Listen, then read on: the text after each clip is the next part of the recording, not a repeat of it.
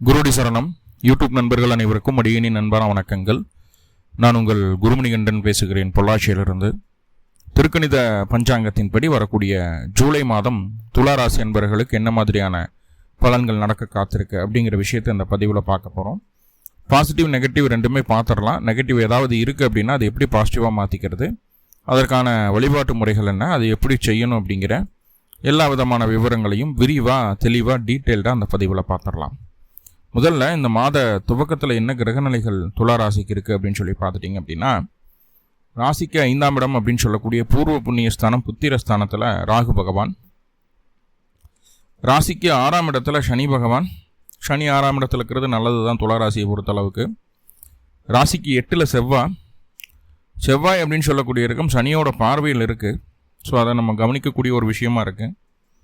ராசிக்கு 9ஆம் இடமான பாக்கியஸ்தானத்தில் 11ஆம் அதிபதி அப்படின்னு சொல்லக்கூடிய சூரியன் போய் அமர்ந்திருக்காரு. அது ஒரு நல்ல விஷயம்தான்.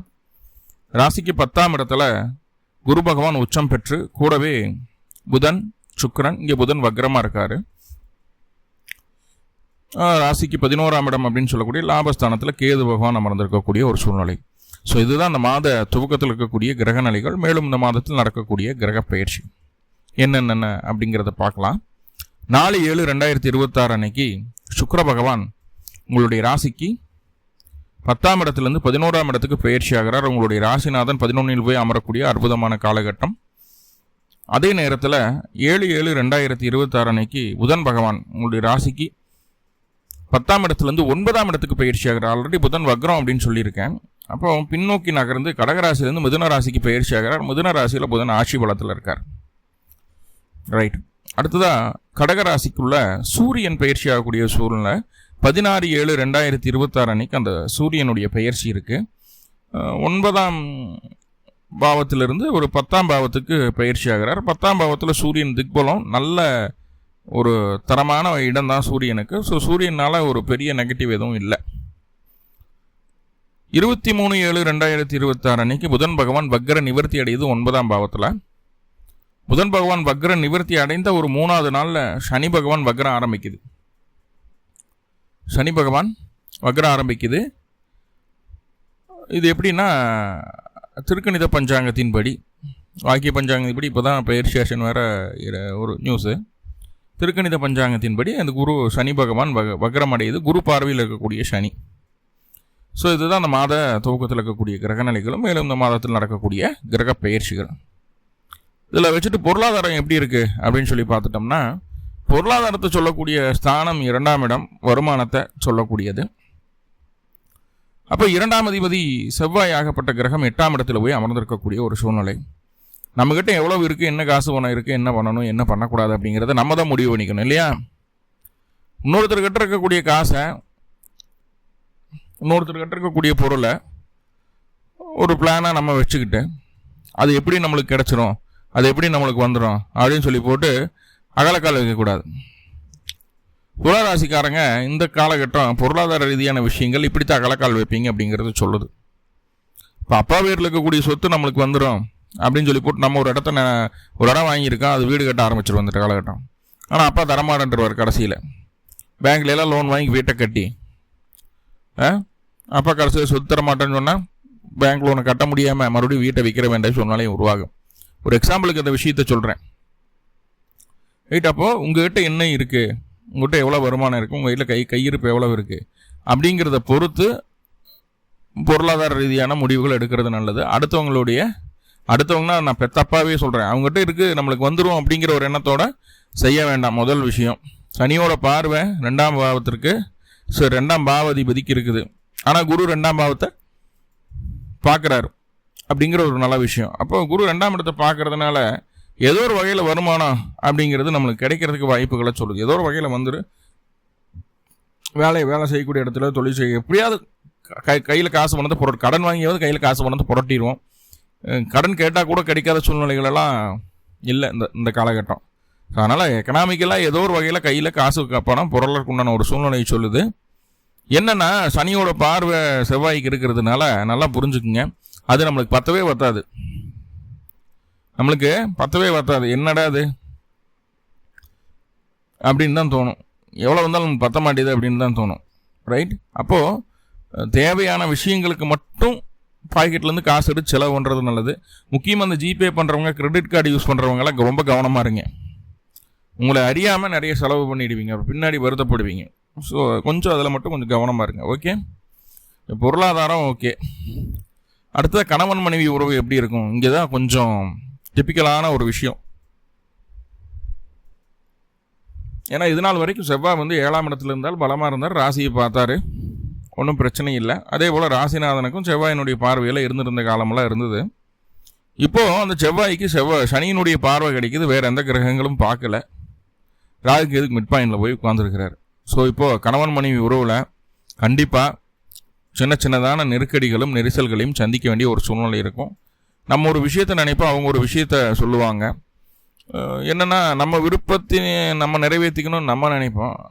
அதெல்லாம் முடியாதப்பா, எனக்கு என்ன விருப்பமோ அதைத்தான் செய்யணும், நீ இல்லைன்னா எனக்கு ஏற்ற ஆளே கிடையாது நீ அப்படின்னு சொல்லி நம்மளை தள்ளி விட்டு போகிறதுக்கு தான் பார்ப்பாங்களே தவிர, நம்ம ஆள் மனசுக்குள்ளே என்ன இருக்குது, எதுக்காக நம்ம விருப்பப்படுறோம், என்னத்தை செய்யணும்னு நினைக்கிறோம் அப்படிங்கிறது இல்லை, கொஞ்சம் கூட அளவிலே கிடையாது. அதை பற்றி யோசிக்க மாட்டாங்க.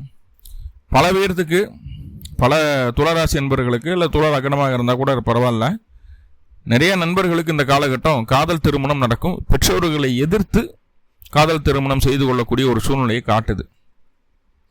ஏதாவது பிளான் இருந்ததுன்னா தயவு செஞ்சு என்ன சொல்லணும், சிக்கலில் போய் சிக்கிக்காதீங்க. இப்போ பெற்றோரை எதிர்த்து பண்ணீங்க அப்படின்னா அவங்க மறுபடியும் உங்களை அவங்க கூட யூனியன் ஆகிறதுக்குண்டான வாய்ப்புகள் எல்லாம் போயிடும். ஸோ அப்போ பெற்றோரோட ஆசீர்வாதத்தோடு பண்ணுறது தான் நல்லது. சரிங்களா? அது தெய்வத்தினுடைய ஆசீர்வாதம் போல்.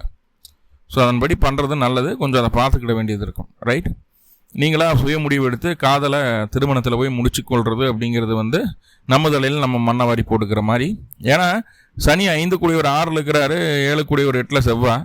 இப்போ 6, 8 தொடர்பாக இது அந்த திருமணம் நடக்குது அப்படிங்கும்போது திருப்தியாக இருக்காது. ஏதோ ஒரு வகையில் குறை தீரும். கொஞ்சம் கவனமாக இருங்க. ஓகே, கணவன் மனைவி உறவுலையும் ரொம்ப கவனமாக இருக்கணும்.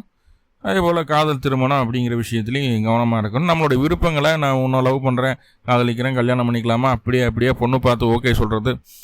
வரன் பார்த்தாச்சு, மேட்சிங்கெல்லாம் ஆகிடுச்சு, சரி ஏதோ ஒன்று இப்போ கட்டித்தான் ஆகணும் அப்படிங்கிற சூழ்நிலைகள்லாம் நிறைய துளாராசிக்கு இருந்துகிட்டு இருக்குது. என்னென்னா வயசு போயிட்டே இருக்கு, இன்னும் கல்யாணமே ஆகலையே அப்படின்னு பார்த்ததையும் சரி ஓகே பிடிச்சிருக்கு அப்படின்னு நம்ம சொல்கிறோம் இல்லையா. அந்த ஓகே சொல்கிறது கூட வேணாங்கிற இந்த மாதம் அந்த அளவுக்கு அது சுபிச்சமா இல்லை, கொஞ்சம் தள்ளி போட்டு சொல்லுங்கள். ரைட்? வேலை 6ஆம் இடத்துல சனி இருக்கிற வரைக்கும் ஒரு பிரச்சனையும் இல்லை, என்னன்னாலும் சமாளிச்சுக்குவீங்க. எவ்வளோ ஒர்க்லோடாக இருந்தாலும் உங்களால் மேனேஜ் பண்ணிக்க முடியும். ஒர்க்லோடு இல்லாமல் போகாதானா எதிரிகளை ஜெயிக்கவும் முடியும். உங்களுக்குன்னு ஒதுக்கப்பட்ட வேலைகளை நீங்கள் பர்ஃபெக்டாக வேகமாக சரசரசரன்னு செஞ்சு முடிச்சிருவீங்க. ரைட்?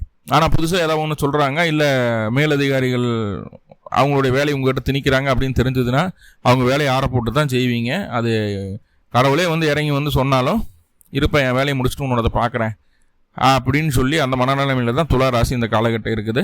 ஸோ வேலையில் ஒன்றும் பிரச்சனை இல்லை, கொஞ்சம் ஒர்க்லோடு இருக்கும், அலைச்சல் இருக்கும், அதெல்லாம் சகஜம் தான், எல்லாத்தையும் சமாளிச்சிருவீங்க அப்படிங்கிறது. ஏன்னா குரு பார்வை இருக்குது, பிரச்சனை இல்லை. வேலை இல்லாதவங்களுக்கு கூட வேலை கிடைக்கிறதோ, வேலையில் நல்ல ஒரு கரியரில் நல்ல க்ரோத்தோ ஏற்படுறதோ, நல்ல என்ன சொல்கிறது ஒரு ப்ரொமோஷன் கிடைக்கிறது, இந்த மாதிரி விஷயங்கள்லாம் ஈஸியாக கிடச்சிடும் இந்த காலகட்டம். ஒன்றும் தொந்தரவு இல்லை. தொழில் பண்ணக்கூடிய நபர்களுக்கு அப்படின்னு சொல்லி பார்க்கும்போது உங்களுடைய 10ஆம் அதிபதி யாருன்னா சந்திரன். எப்பவுமே தொழில் அலைச்சல்கள் போகிறது பிடிக்கிறது எல்லாமே இருக்கும்.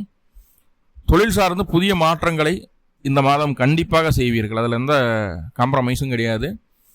தனிச்சு நின்று உங்களுடைய முன்னோர்களுடைய தொழில் எடுத்து பண்ணுறீங்களா, இல்லை நீங்களாக புதுசாக ஒன்று உருவாக்கி நீங்களாக படிச்சுக்கிட்டு சுயதொழில் பண்ணிகிட்டு இருக்கீங்கன்னா அது பிரச்சனை இல்லை. என்னென்னா இங்கே ஒரு தொந்தரவு, சுயதொழில் பண்ணக்கூடிய நபர்களுக்கு பார்ட்னர்ஷிப்பில் தொழில் பண்ணிகிட்ருக்கீங்க அப்படின்னா அங்கே தான் பெரிய ஒரு கொஸ்டின் மார்க். பார்ட்னர் கூட அந்தளவுக்கு ஒரு சுமூகமான ஒரு சூழ்நிலை நிலவுவது அப்படிங்கிறது பெரிய கேள்விக்குறியாக இருக்குது. தனித்து செயல்பட்டால் பிரச்சனை இல்லை, பார்ட்னரோடு பண்ணும்போது எந்த அளவுக்கு நீங்கள் பெண்ட் பண்ணி போகிறீங்களோ அந்த அளவுக்கு பெண்ட் பண்ணி போங்க. அப்போ தான் தொழிலில் ஒரு சீரான ஒரு வளர்ச்சி உண்டாகும் அப்படிங்கிறத சொல்லி இந்த மாதம் அப்படி தான் இருக்குது. கொஞ்சம் அட்ஜஸ்ட் பண்ணி தான் போகணும். ஹவுஸ் ஒய்ஃபுக்கெல்லாம் எப்படி இருக்குது அப்படின்னு சொல்லி பார்த்துட்டா பாருங்கள், உங்களுக்கு எல்லாமே சாதகமாக இருக்கிற மாதிரியான ஒரு மனநிலைமை முதல் 4 நாளைக்கு இருக்கும். அதுக்கப்புறம் சுக்கிரனுடைய பெயர்ச்சி கேது நோக்கி போகிறதுனால எதுவுமே நம்மளுக்கு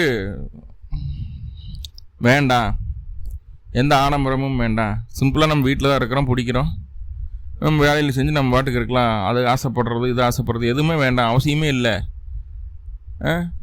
கணவர் நம்மகிட்ட பேசுனான்னா பேசாட்டி என்ன, பெற்றவங்க பேசுனான்னா பேசாட்டி என்ன, மாமனார் மாமியார் பேசுனான்னா பேசாட்டி என்ன, நம்ம உண்டு நம்ம வேலை உண்டுன்னு இருக்கலாம் அப்படிங்கிற ஒரு மனநிலைமை வந்துடும்.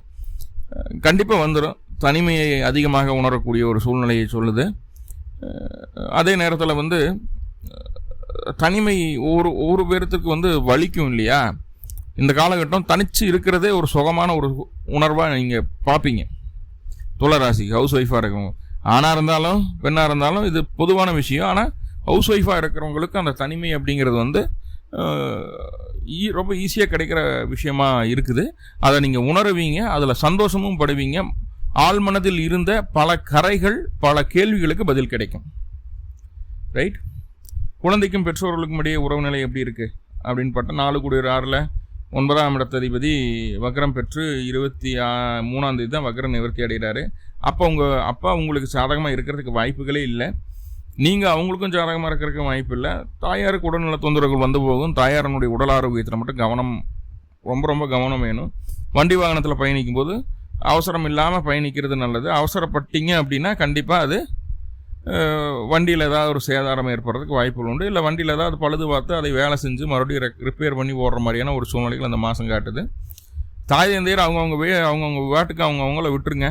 தந்தையினுடைய பிடிவாதத்தை அவங்களால கண்ட்ரோல் பண்ண முடியாது. தாயாருக்கு உடல் ரீதியாகவும் மன ரீதியாகவும் சின்ன சின்ன காயங்கள் வர்றதுக்கு வாய்ப்புகள் உண்டு அப்படிங்கிறத சொல்லுது. நீங்கள் கொஞ்சம் அனுசரித்து தான் போகணும். நம்மளுக்கு என்னென்னு இருக்கக்கூடாது, ஆனால் நம்மளுக்கு என்னென்னு தான் இருப்பீங்க இந்த மாதம். அந்த மாதிரியான ஒரு சூழ்நிலைகளை தான் காட்டுது. படிப்பு அப்படின்னு சொல்லி பார்க்கும்போது எப்படி இருக்குது அப்படின்னா, ஆரம்ப கல்வி ஓரளவுக்கு ஓகே தான், ஒன்றும் பிரச்சனை இல்லை. கொஞ்சம் ஸ்போர்ட்டிவாக இருப்பாங்க, விளையாட்டில் ஆர்வமாக இருக்கும், படிப்பு கொஞ்சம் மந்தமாக இருக்கும், சுறுசுறுப்பாகவே இருப்பாங்க, ஒன்றும் பிரச்சனை இல்லை. ஆனால் உயர்கல்வியில் மட்டும் எதை தேர்ந்தெடுக்கிறது அப்படிங்கிறதுல சுய முடிவுகளை தவிர்த்துக்கிறது நல்லது. அது சார்ந்த விஷயங்கள்லாம், அது சார்ந்த டிபார்ட்மெண்ட்லாம் இருக்கிற ஆளுகளை சொல்லக்கூடிய கருத்துக்களை கேட்டு செய்கிறது நல்ல விஷயமா படுது. ரைட். ஆரோக்கியம் ஆல்ரெடி சொல்லிட்டேன். ஆரோக்கியம் ரொம்ப ரொம்ப கவனம் வேணும் இந்த காலகட்டம். வயிறு சம்மந்தமான தொந்தரவு, இருதயம் சம்மந்தமான தொந்தரவு, கைகால் மூட்டு வலிகள் துலா ராசிக்கு இயல்பாகவே வரும் இந்த காலகட்டம். 4ஆம் அதிபதி 6ல் போய் உட்காந்துட்டாரு. என்னென்னா இதுதான் பிரச்சனை என்ன ஏதுங்கிறது இப்போ தான் ஃபைண்ட் அவுட் பண்ணி அதுலேருந்து ரெக்கவர் ஆகிறதுக்கு உண்டான சரியான ஒரு மருத்துவ முறை இந்த காலகட்டம் கிடைக்கும். அது ஒரு ப்ளஸ்ஸாக இருக்குது. இனிமேல் அதிகரிக்காது, இருக்கிறத குறைச்சிக்கிறதுக்கு உண்டான வழி கிடைக்கிது அப்படிங்கிறத சொல்கிறது ஒரு குட் நியூஸ். நோய் எதிர்ப்பு, கடன் அனைத்துமே உங்கள் கட்டுக்குள்ளே தான் இருக்கும். பெருசாக உங்களை மீறி அது போயிடாது அப்படிங்கிறத புரிஞ்சுக்குங்க. இப்போது நிறைய பாசிட்டிவ் போட்டால் சின்ன சின்ன நெகட்டிவ் இருக்குது இல்லையா. நெகட்டிவாக பாசிட்டிவாக மாற்றிக்கிறதுக்கு என்ன வழி? அருகில் இருக்கக்கூடிய முருகன் ஆலயங்களுக்கு சென்று முருகப்பெருமானுக்கு 2 நல்லெண்ணெய் தீபம் போட்டு வழிபாடு பண்ணிட்டு வாங்க. பிறந்த கிழமை அன்னைக்கு, பிறந்த நட்சத்திரத்தை அன்னைக்கும் பண்ணுங்கள். உங்களுக்கு இருக்கக்கூடிய நெகட்டிவ் பாசிட்டிவாக மாறும். மேலும் உங்களுக்கு நல்லதெல்லாமே நடக்கணும்னு சொல்லி எல்லாம் பல பரம்பொருளை பிரார்த்தனை பண்ணிட்டு இந்த பதிவை முடிச்சுக்கிறேன். நன்றி நண்பர்களே, நன்றி. வாழ்வளமுடன். திருச்சிற்றம்பலம்.